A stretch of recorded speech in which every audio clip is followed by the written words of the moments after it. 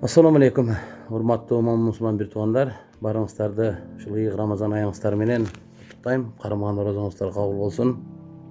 Мен бул кайрылуу жасап атканымдын себеби кечээкү Баткен областында Кыргызстан менен Тажикстандын ортосунда болгон ок атышууну, ошол жерде болгон уруш талашты көрүп туруп, мен аргасынан ушул видео кайрылууну жасагым келди. Урматтуу өкмөт мүчөлөрү, урматтуу биздин депутаттар, урматтуу биздин акылдуулар дейинчи. Биз сиздерди акылдуу деп ишенип отурабыз да, ушулар маселени чечет, ушулар бир чечкиндүү кадамга барышат деп. Бул Тажикстан менен Кыргызстандын чек арасындагы болуп аткан бул биринчи талаш эмес да. Бул көп болду мындай талаш. Ар бир талаш болгон сайын, чуручу болгон сайын, ызчуу болгон сайын биз кокой сүйлөштүк, биз чечишип келдик, биз минттик, анттик деп атасыздар. Ошентип алдап келе атасыздар, адатыңыздарча. Кана сүйлөшкөнүңөрдүн жыйынтыгы? Кечеги жыйынтыгы? Ушул жыйынтык. Биздин чек арага жасаган мамилеңиздер ушул, биздин кыргыз элине кылган мамилеңиздер бул. Бул кандай деп түшүнөбүз биз сиздерди? Кана биздин Тажикстандагы биздин элчибиз. Май келди, майдын 10'u болуп атат мынакей. Аюу ченден чыкты, аюу. Биздикилер ченден чыгасыңарбы же жата бересиңер кирип алып?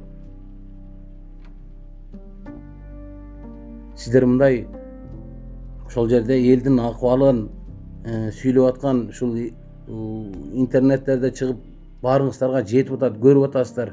Ошол абышка менен кемпирдин ыйлаган кайрылуусун ыйлап сүйлөгөнүн көрдүңүздөрбү? Kançılı toy kılıp, üyünü yendi, zorga oңdop, kredit alıp, kilem kılıp satıp, üyünü oңdodu mede. Ana yendi bir jül yekarabı, kılıp bergen septerim büt kuyup kaldı. Hiç bala yok. Bana 5 bala işensen cap yalan aç kaldı.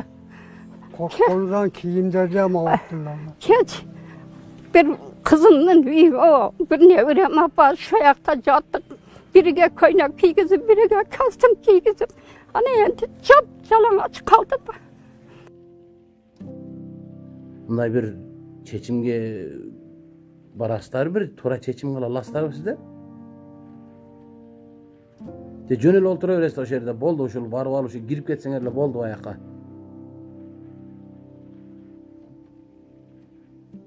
Жанагы эптеп башыңарды катып алсаңар болду экен да, жанагы бир кыргызда сөз бар го. Көзүм көрбөсө мени бөрү жесин болду ушундайбы сиздерде? Маселени чечпейсиздерби? Качанга чейин отурасыздар? Колуңуздардан келбесе, колуңуздан келбейт деп кетиш керек жумуштан. Анын эч уяты жок. Мунунтип эч нерсени чече албай уят болуп ошол жерде отургандан көрө, андан көрө мен колуман келбей калды, колунан келчүлөр келип иштегиле деп орунду бошотуп кетиш керек. Анын ошонун уяты жок, тескерисинче. Эмне деген мамиле бул элге? Мына урматтуу Баткенден шайланып барган депутаттар. Ошо Баткен областынан канча депутат шайланып барганыңыздар билбейт экем, так саныңарды. Эртең шайлоо келе атат, октябрда. Ошол элдин ардына барасыздар кайра. Сиздер эле барасыздар. Азыркы отурган депутаттар эле барасыңар. Кайра эртең шайлоого ушул депутаттар катышасыңар. Азыркы партиялар катышасыңар. Себеби башкалар катыша албайт, башкалардын силердикиндей акчасы жок элдин. Ушул акчалуулар барасыңар. Буга чейин стадиондорду толтуруп 10 миң, 20 миң адамдын алдында укмуш убада берип келбедиңер беле? Баткен областына шайланып келген депутаттар, айрыкча сиздерге баса белгилеп кайрылайын. Эмне дейсиздер эртең барып элдин алдына чыгып? Эмнени айтасыздар? Эмне дейсиздер? Кана берген убадаңарда эмне дейсиздер? Ушуну кийлигишип чечип коесуңар ушул маселени. Ошол жерден шайланып келген депутаттар бирөөңүздөр бир барып ошол жерге туруп бир эл менен жолугушуп бир чечкиндүү кадам жасабайсыздарбы? Ойлонуп көрүңүздөр, эртең октябрда кайра шайлоо болот. Көрөм ошондо шайлоодо бар эмне дейт экенсиздер. Ойлонуңуздар, колуңуздардан келбейби? Колдон келбей калды деп эркекче жумуштан кетиш керек. Колдон келбей калды деп эле. Колдон келген жумушту жасаш керек. Элди мынчалык кыйнабаш керек, элди мынчалык тебелебеш керек. Өзүңөрдү өзүңөр билип, өтөңөр төргүлүп олтурасыңар барып алып. Жаман көрсөңүздөр жаман көрө турсуңуз мен айтканымы. Буга чейин деле жаман көрүп келгенсиздер.